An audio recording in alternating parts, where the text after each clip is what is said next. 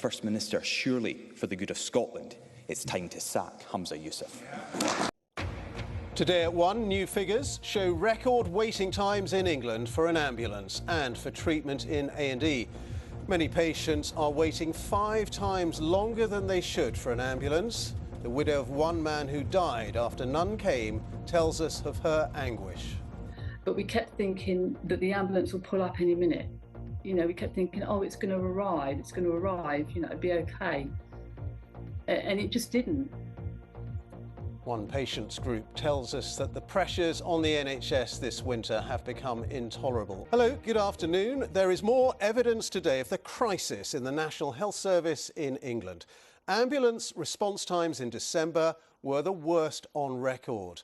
For Category 2 emergency calls, that includes strokes, they were more than an hour and a half on average, and that is well above the target, which is just 18 minutes. Now, the highest priority calls with an immediate threat to life took almost 11 minutes on average. The target is 7.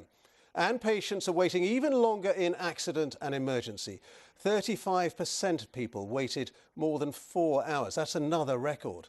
Here's our health correspondent, Jim Reid. Martin Clark started feeling chest pains at his home in East Sussex in November. His family rang 3 times for an ambulance. We kept thinking that the ambulance will pull up any minute.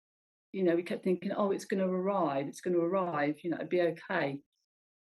And it just didn't. After 45 minutes, an ambulance hadn't arrived, so his family had to drive Martin to hospital themselves. We just drove. We just drove to the hospital, and we just drove at speed. I just unclipped my seatbelt and I held my husband and told him I loved him,